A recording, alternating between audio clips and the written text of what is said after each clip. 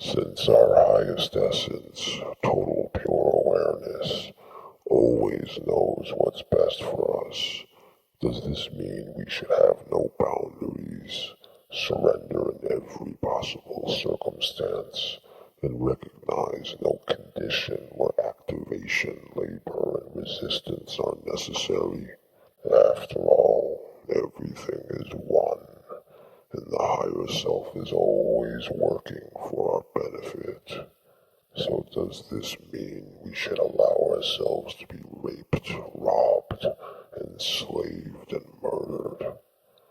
In the world of ego illusion, such scenarios of abuse and exploitation are very common. So how does one discern between situations where surrender or action are presented as a choice? Without exception, in every possible conceivable situation, the surest way to know how to proceed will be known through our link to the highest essence. So it's never about making a distinction.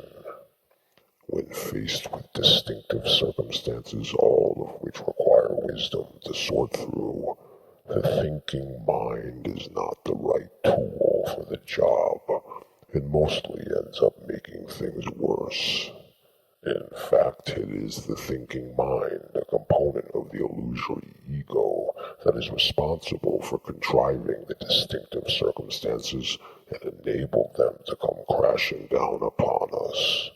When the ego is allowed to rampage out of control with constant non-stop projections and reflections, which strengthen the illusion of itself and thereby the delusion of separation, not only do our links to the higher essence become weak, but even our link to our instincts becomes degraded. At this point, the thinking mind becomes a controlling, power-hungry, self-important tyrant, immersed in a slow-sinking quicksand of suffering and desire, of which it takes no responsibility, and casts the blame of its condition on everything it defines as not itself. A lot of kicking, screaming, and struggling follows, until finally, weak and drained of all energy, it succumbs to the quicksand, meeting an untimely and unnecessarily painful and cruel death. Most certainly, it doesn't have to be this way. So if we decide to untangle this domineering complexity from a starting point of a deluded ego, which by and large is the default position, then how can we ever hope to navigate this maze? How can we determine when to surrender, when to resist, when to act, when to do nothing? It all comes back to re-establishing and strengthening our links to our highest essence, pure awareness, and our primal instinct, pure intuition. To kill two birds with one stone, so to speak, we can engage in one spiritual practice that will clear our links to both awareness and intuition. Meditation. Meditation shouldn't be confused with deep contemplation.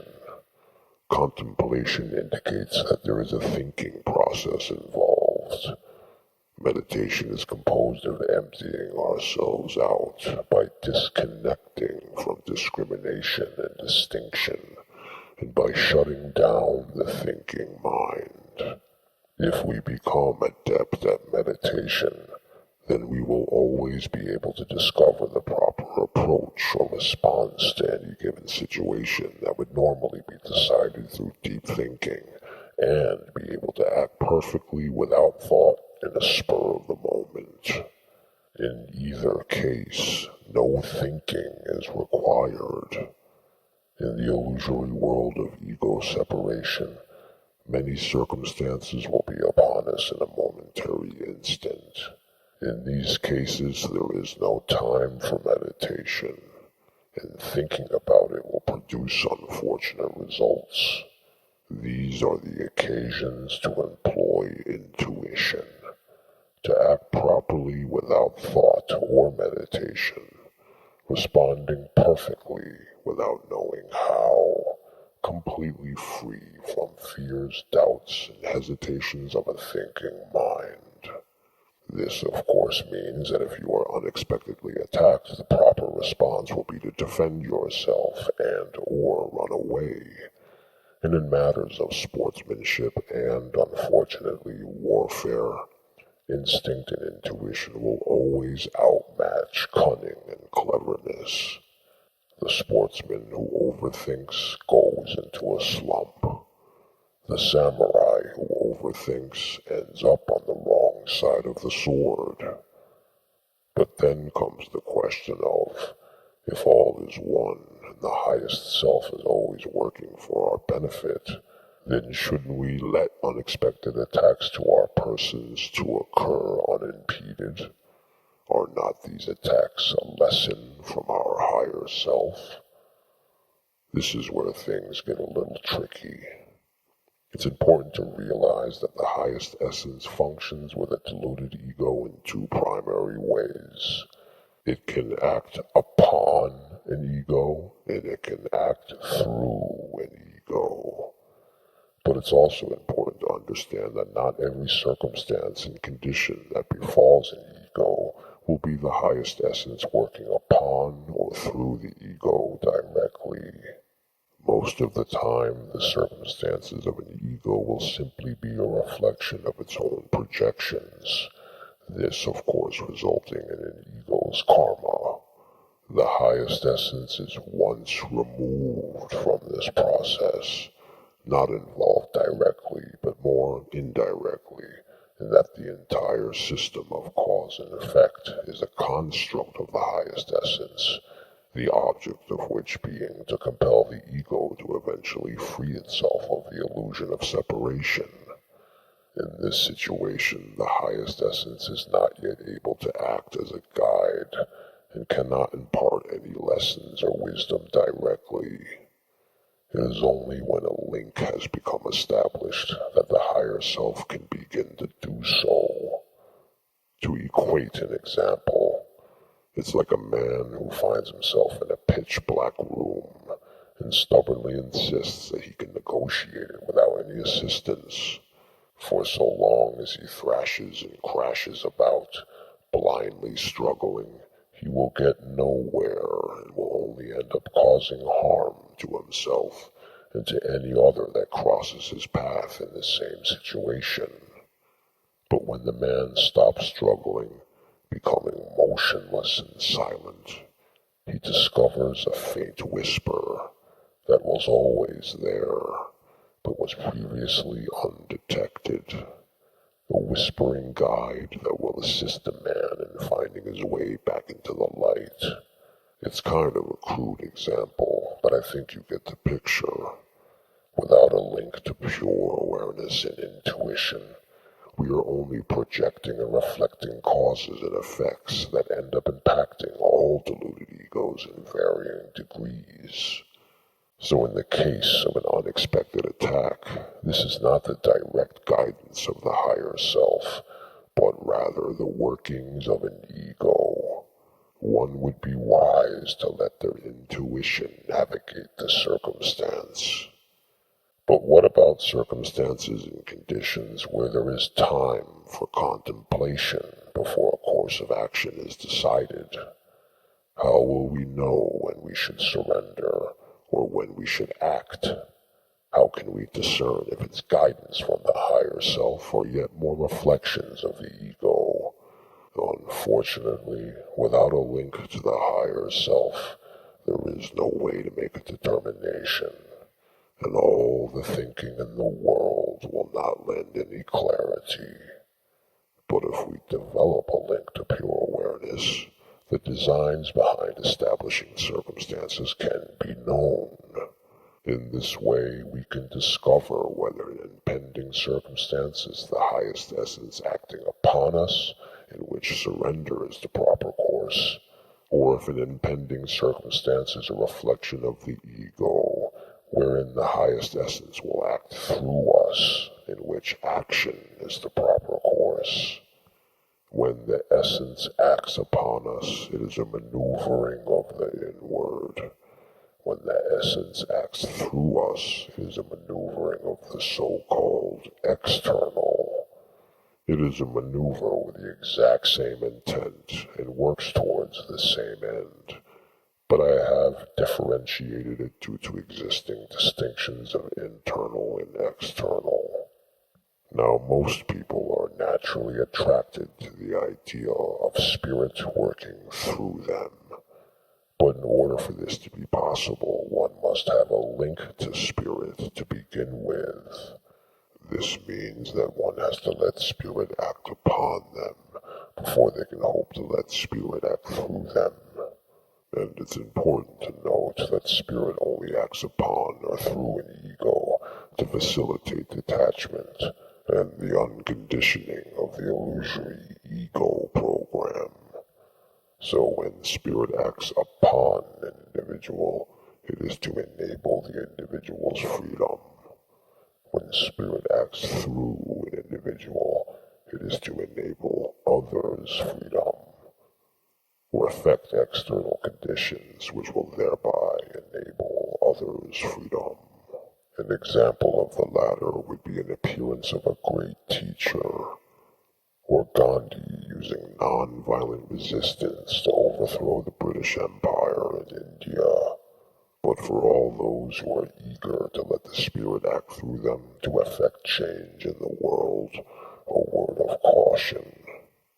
This very seldomly comes without a price, the cost of which may result in the sacrifice or destruction of your form. Units of awareness governed by ego despise and revile a unit of awareness governed by spirit. Egos loathe the change that spirit fosters and resent any unprogramming of the ego inventory, whether in identity, content, or context.